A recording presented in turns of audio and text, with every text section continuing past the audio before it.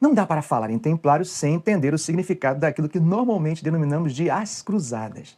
É comum, e não está errado, aprendermos na escola que as cruzadas foram uma série de expedições militares empreendidas pelos cristãos europeus, cujo objetivo seria expulsar os infiéis, muçulmanos, da Terra Santa, da Palestina. Embora a definição não esteja errada, ela acaba simplificando, tratando superficialmente um fenômeno bem mais complexo. Eu acho que mais importante do que conhecer os eventos e expedições militares seria entender o espírito cruzadista, a mentalidade que produziu e justificou esses eventos. Embora a definição não esteja errada, ela acaba simplificando, tratando superficialmente um fenômeno bem mais complexo.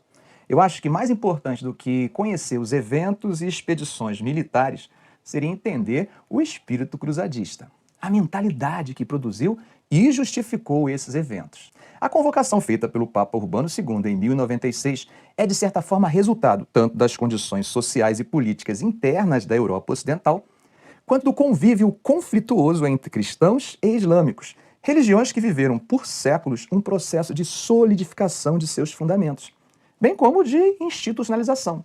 Mas onde entrariam os templários, professor Arão? A Ordem dos Templários, também conhecida como Ordem do Templo, foi organizada para ajudar os cruzados a manterem o domínio da Palestina após a conquista do território.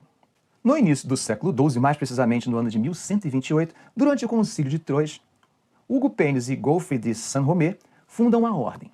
Os templários surgem de uma base monástica, afinal, seus próprios fundadores fizeram votos de pobreza e obediência, além de votos de castidade.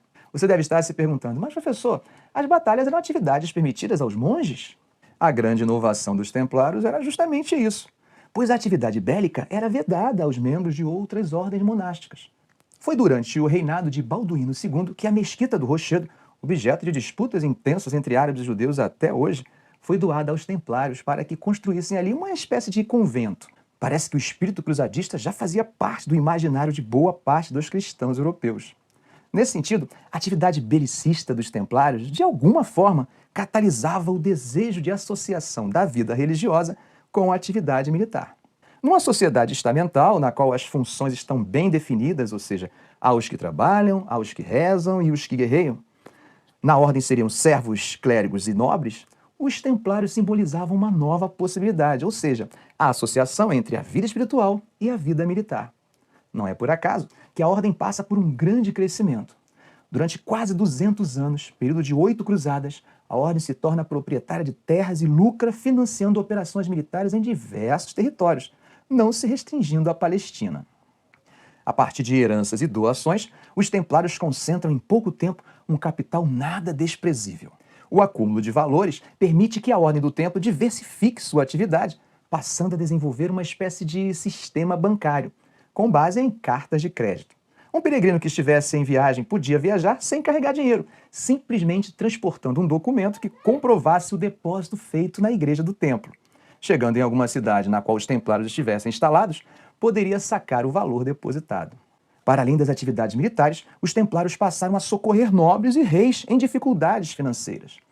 A principal atividade militar dos templários, na verdade, a razão da sua fundação, que era de ajudar na manutenção das conquistas dos cruzados na Palestina, deixa de existir a partir de 1291, ano em que os cristãos perdem definitivamente a cidade santa de Jerusalém.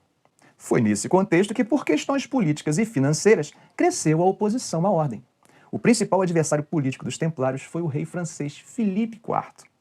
Tentando respaldo religioso à sua pretensão de acabar com os templários, o rei francês tenta convencer o Papa Clemente V a dissolver a ordem.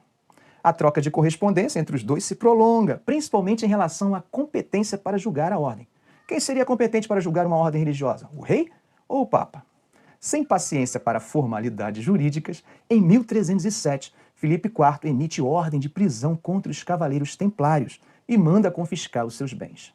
Em 1312, após forte pressão política do rei francês, o Papa Clemente V extinguiu a ordem.